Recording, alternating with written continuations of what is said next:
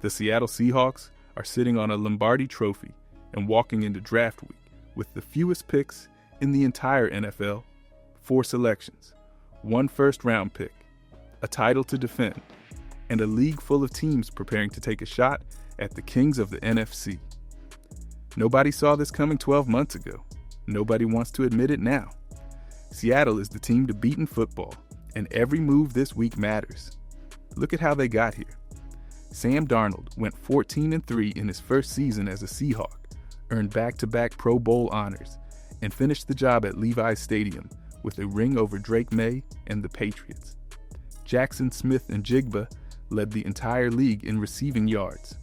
Mike McDonald built the #1 defense in the sport in his second year, holding the whistle. And John Schneider went almost silent in free agency, barely making a ripple. Some fans panicked. The smart ones knew.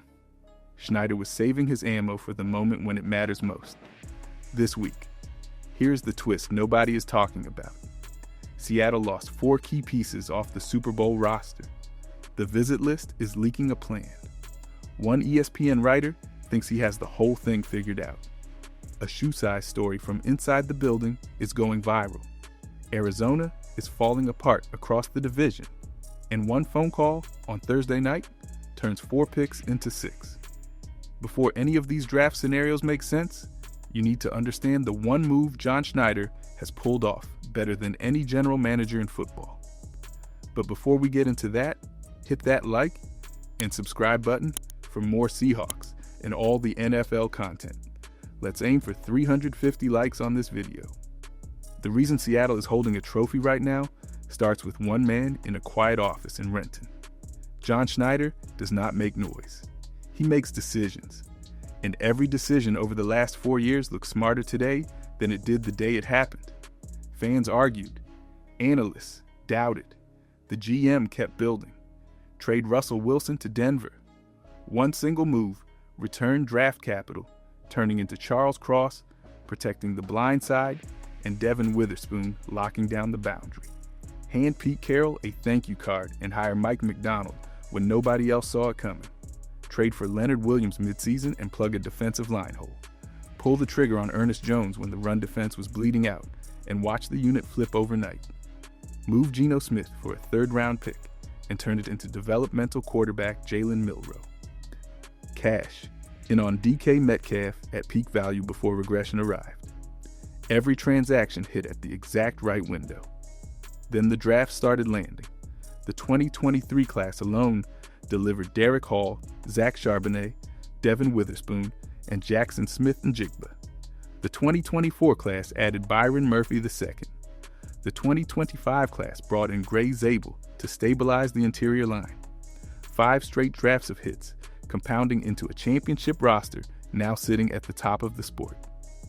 But here's the part Schneider never advertises.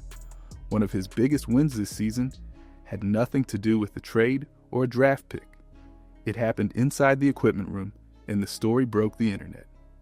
Eric Kennedy sat down on the Schneider radio program with Seattle Sports and dropped a detail, sending Seahawks fans into shock. Our Jackson Smith-Njigba spent his entire college career at Ohio State wearing a size 12 cleat. Hamstring injuries kept piling up. Missed games followed. Nobody had an answer. Seattle drafted him anyway. The equipment staff scanned his feet the moment he arrived.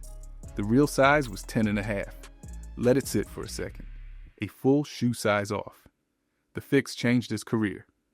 Since the adjustment, Smith-Njigba has not missed meaningful time due to soft tissue issues. He finished 2025 as the leading receiver in the entire NFL. He torched the Patriots in the Super Bowl. And one shoe size correction traces back to the result. The equipment story runs deeper than one player. Custom scanned shoulder pads for every starter. Top-rated helmets fit to each head. A 5-person full-time crew working every practice. Ownership writes the check. Schneider signs off. The staff delivers. Compare the approach to what Trent Williams went through in Washington years ago when he felt ignored on a serious medical concern and demanded a trade out. The Seahawks are the opposite building. Players feel taken care of. Free agents notice. Current stars do not want to leave. The culture is winning quietly off the field in ways fans rarely see, which makes the next reveal sting a little more. One ESPN writer published the exact blueprint for what Seattle has to do on draft night, and once you read it, you will never see this draft the same way again. Ben Solak of ESPN put the entire Seattle offseason on paper in one article, and the framework is so clean, it should be taped to the wall in Renton. 4 major losses drive every draft decision. Boy Mathey gone to the Cincinnati Bengals. Kobe Bryant signed with the Chicago Bears on a 3-year deal worth $40 million. Rick Woolen walked in free agency after 5 years of boundary work, and Super Bowl most valuable player Kenneth Walker III signed with the Kansas City Chiefs.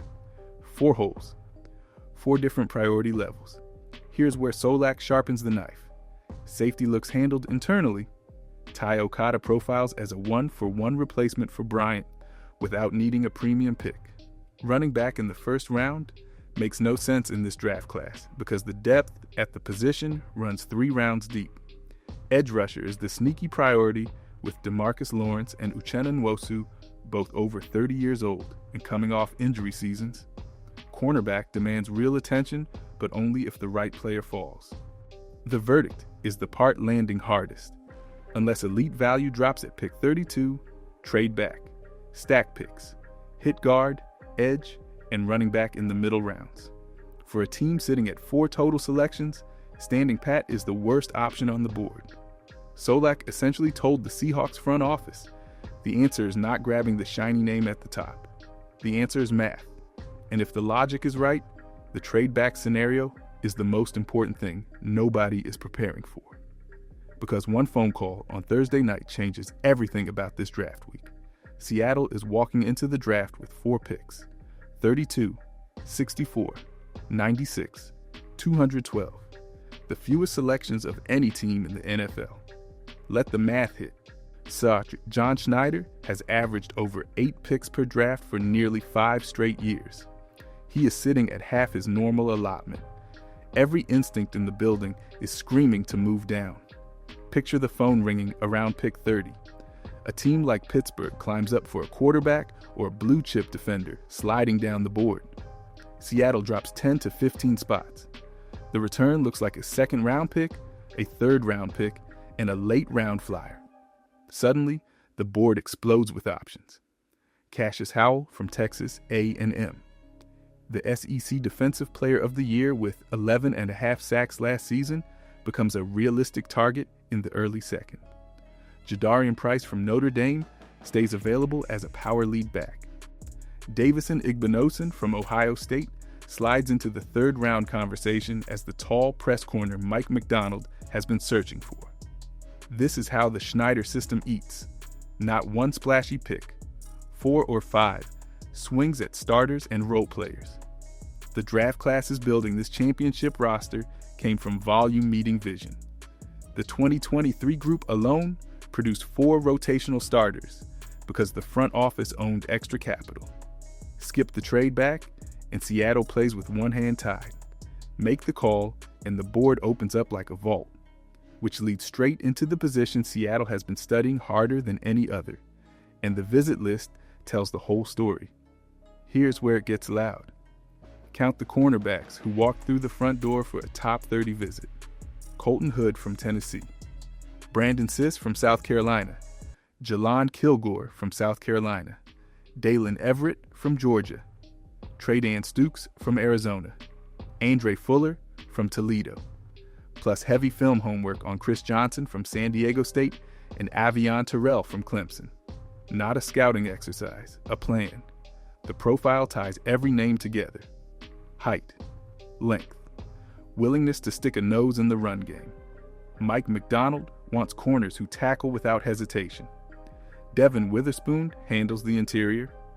Josh Jobe signed a 3-year extension and takes a boundary spot. The missing piece is a taller outside corner with the hips to play press and the aggression to finish plays. Hood fits the description almost perfectly. He held Teteroa McMillan to 5 catches for 38 yards last season. McMillan went 8th overall in the 2025 draft and turned into one of the top rookies of the entire season. The wild card is Jermud McCoy, also from Tennessee, who tore his ACL before the 2025 college season and missed the entire year.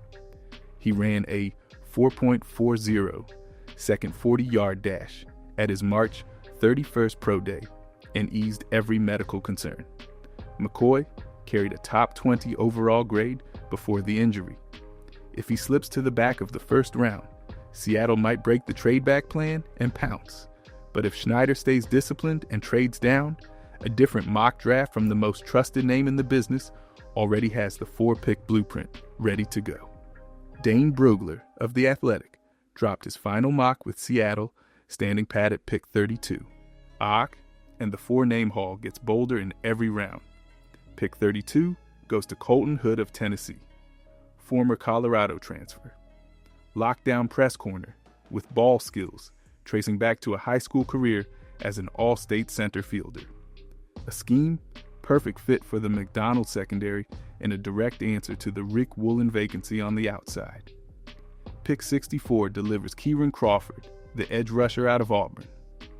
6'4", long frame, built for the heavy-handed profile McDonald prefers across his front seven. Crawford learns under DeMarcus Lawrence and Uchenna Nwosu, while the position transitions over the next 2 seasons. Pick 96 brings Mike Washington Jr. from Arkansas, over 1,000 rushing yards last season in the toughest division in college football. Competition arrives for Zach Charbonnet, returning from his ACL recovery, plus holdovers George Halani, Kenny McIntosh, and Emmanuel Wilson. Pick 212 lands Robert Spears Jennings from Oklahoma, developmental safety with size and upside, no pressure on day one, pure depth swing for a roster already loaded. The mock aligns with Ben Solak on cornerback, departs from him on edge timing, and bets on Brugler, believing Seattle stays disciplined at 32 rather than chasing extra picks. But while the draft sets up for a bold week inside Seattle, something is unfolding 2 states south, handing the Seahawks a gift nobody is pricing in. And it happens before a single pick gets turned in. Ian Rappaport of NFL Network broke the story on Friday night. Jacoby Brissett is not attending Phase 1 of the Arizona Cardinals offseason program. The reason is simple. He wants an extension paying him like a franchise starter. His current contract pays $9.06 million this season, with only $1.5 million guaranteed. The Cardinals appear open to the conversation, but the situation underneath the surface runs much deeper. Stack the facts. Arizona finished 3-14 last season. General manager Monty Ossenfort and head coach Mike LaFleur both refused to name Brissett the starter heading into camp. The Cardinals sit at pick number 3 overall and look primed to select Ty Simpson out of Alabama. Free agent signing Gardner Minshew is already in the quarterback room with guaranteed money of his own. A team with a new coaching staff, a quarterback competition, and a holdout starter has a long road ahead before the season begins. What this means for Seattle is simple. The NFC West turns into a 2-team race with San Francisco. The Seahawks have beaten the Cardinals in nearly every meeting over the last 5 years. A kindergartner alive today has never watched Arizona beat Seattle. The division path is paved. The draft is the last piece of the puzzle. Thursday night kicks off the biggest week of the offseason. 4 picks on the clock, a title to defend, and Schneider staring down the decision defining the next championship window. Drop your pick 32 prediction in the comments and hit the subscribe button before the next mock drops on the channel.